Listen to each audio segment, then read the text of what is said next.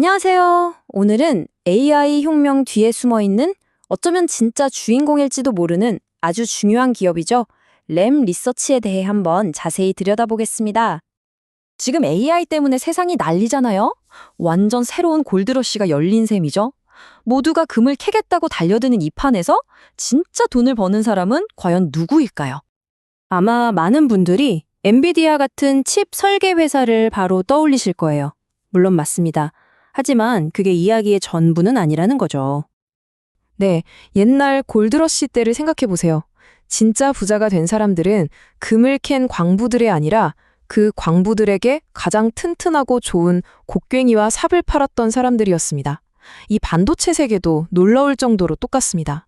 바로 그 명품 삽을 만드는 회사가 오늘 우리가 이야기할 램 리서치입니다. 삼성, TSMC, 인텔 같은 우리가 아는 거의 모든 반도체 거인들이 칩을 만들 때 이 회사 장비가 없으면 안 돼요. 전 세계 3대 반도체 장비 기업 중 하나죠. 아니, 근데 이 회사가 처음부터 이렇게 대단했을까요? 전혀요. 램 리서치의 역사를 들여다보면요. 이건 그야말로 치열하고 끈질긴 생존기 그 자체입니다. 자, 이 타임라인을 한번 보시죠. 1980년 데이비드 램 박사가 회사를 세우면서 딱 한 우물만 팠습니다. 바로 식각이라는 기술이었죠. 그리고 90년대, 2000년대 정말 살벌했던 반도체 업계의 치킨 게임 속에서 수많은 경쟁자들이 사라질 때 램 리서치는 꿋꿋이 버텨냅니다. 그리고 2012년, 이게 진짜 결정적인 순간이었어요. 경쟁사였던 노벨러스를 무려 33억 달러에 인수하면서 증착이라는 또 다른 엄청난 무기를 손에 넣게 된 겁니다. 말 그대로 두 개의 심장을 가진 거인으로 다시 태어난 거죠. 식각, 증착. 용어가 좀 어렵게 들리시죠? 괜찮습니다. 제가 아주 쉬운 비유로 설명해 드릴게요. 이것만 들으시면 램 리서치가 뭘 하는 회사인지 바로 감이 오실 겁니다. 먼저 식각. 이건요, 그냥 조각이라고 생각하시면 딱 맞아요. 미켈란젤로가 거대한 대리석에서 불필요한 부분을 정교하게 깎아내서 다비드상을 만들었잖아요. 그거랑 똑같습니다. 웨이퍼라는 판 위에서 필요 없는 부분을 정밀하게 깎아내서 우리가 아는 그 복잡한 반도체 회로를 만들어내는 예술인 거죠. 그럼 증착은 뭘까요? 이건 정반대입니다. 건축이라고 보시면 돼요. 아주 미세한 원자 단위로 작동하는 3D 프린터라고 상상해 보세요. 웨이퍼 위에 필요한 물질을 아주 얇고 균일하게 한 층 한 층 쌓아 올리는 과학입니다. 그러니까 정리하자면 이렇습니다. 식각은 조각가의 끌처럼 깎아내는 기술, 증착은 3D 프린터처럼 쌓아 올리는 기술, 깎고 쌓는 이 두 가지 핵심 공정을 모두 장악하고 있다는 것. 이게 바로 램 리서치가 가진 진짜 힘의 원천입니다. 그런데 다들 아시다시피 반도체 산업은 좋았다가 나빴다가 경기를 엄청 타잖아요? 램 리서치는 이 거친 파도를 어떻게 넘어설까요?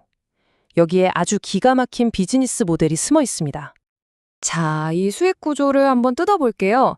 전체 매출의 한 65%는 장비를 파는 데서 나옵니다. 이걸 면도기라고 할 수 있겠죠. 하지만 정말 중요한 건 나머지 35%? 바로 면도날에서 나오는 수익입니다.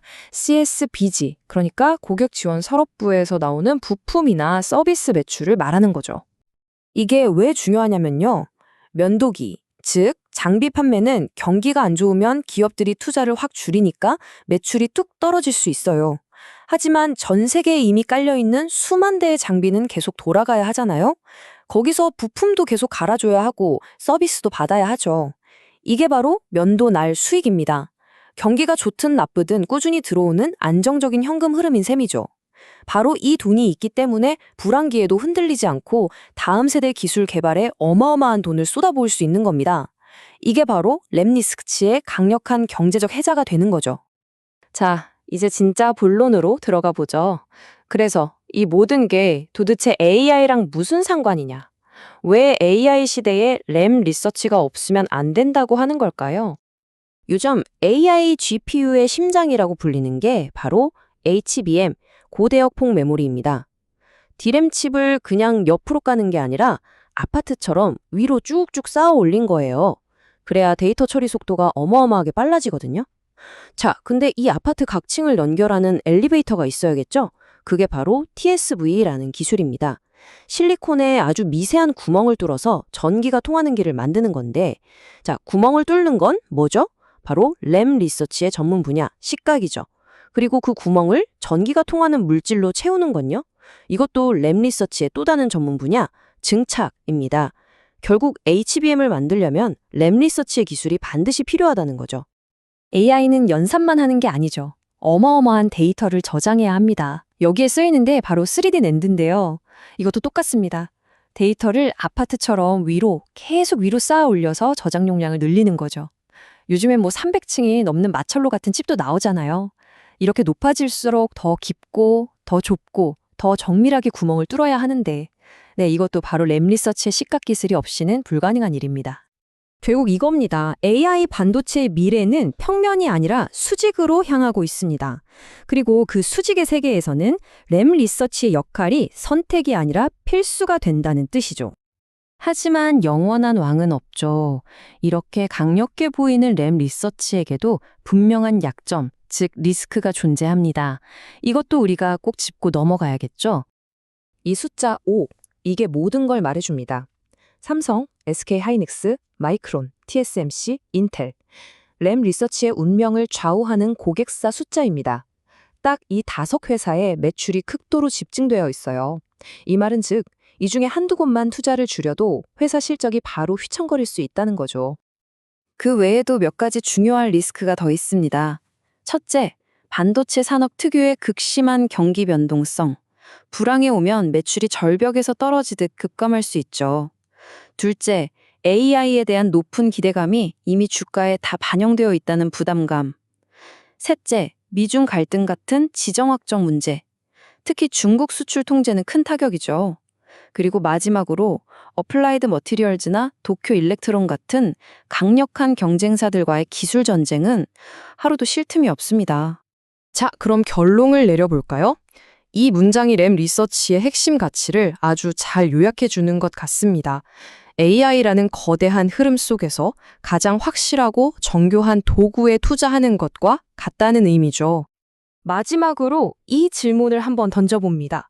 반도체라는 마철루가 계속해서 더 높이 올라갈 때 과연 그 멋진 건물을 설계한 건축가가 더 큰 이익을 얻게 될까요? 아니면 그 누구도 대체할 수 없는 초정밀 건축 장비를 만든 도구 제작자가 더 큰 이익을 얻게 될까요?